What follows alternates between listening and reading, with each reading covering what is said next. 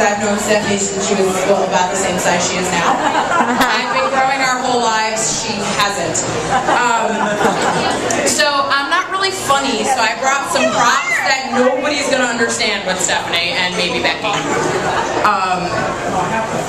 So Steph grew up next door to my grandparents, and that's why we've known each other forever. Amongst other things, mostly camp, which I'll get to in a minute, we took family vacations together briefly at some point, especially to Amish country. And Steph was the only one in the picture who couldn't keep a straight face. I'm happy to pass this around, but my mother told me very specifically she wants it back. Best photo ever. Ever.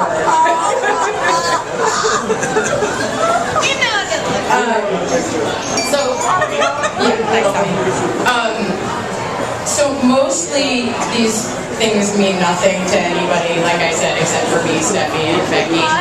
But Alita and Ariel were the only people in my life who sent care packages. My mom sent 1 letter a day. Alita and Ariel sent cool stuff, including hot pants, which is like a whole other story. To start, it was back in the day when we used disposable cameras, which, you know, use cautiously and get developed at your own risk at this point in life. Let's do it tonight. Okay. That's our plan. Yeah, now. We gave freely of friendship feathers at camp. There's lots of those in the box that can end up forever.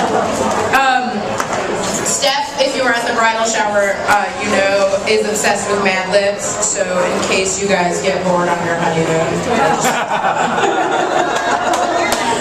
you can have some extras.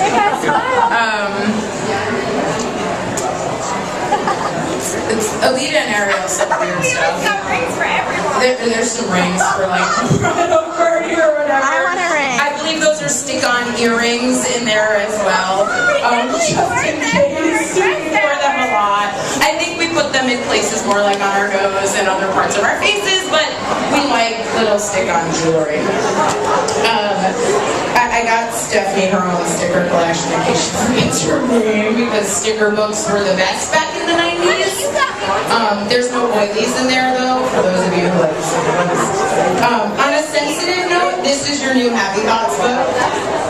We kept Happy Thoughts at camp because I'm not actually sure why, but we were always smiling, so it worked. This I'll explain a little bit. In camp, there's these cabins that are down like in the woods, and there's a public sort of beach made of rocks and weird. Connecticut's weird. And we were kind of afraid of the townies. So one summer, I have no idea who made it, and they did a better decorating job than me, but somebody made a townie-whacker just in case anybody came into our cabin late at night, which had one of those locks where you put the hook in the little hole. Like that was going to keep anyone out if they actually wanted to come in. Townie-whacker. She probably still has the original. It's very serious business.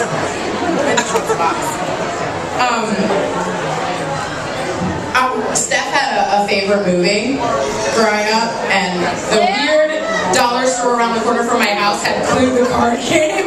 So if anyone's particularly drunk this weekend and in the mood, Clue the card game is along for the ride.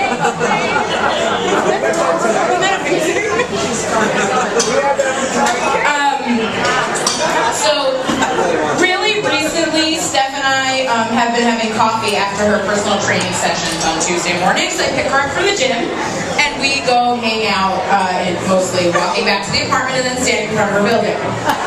So there's weirdos in New York, we're all well aware. We found possibly the 2 strangest people in New York. Becky loves this story. I'm still not sure why. You probably won't even laugh. But this woman comes walking down the street. She's short and has blonde curly hair and is wearing a long jean skirt, some white New Balance sneakers, like the orthopedic kind, and a cat sweatshirt with no hood. And to me, if you're wearing a hoodless sweatshirt, that's sign number 1 that you have issues.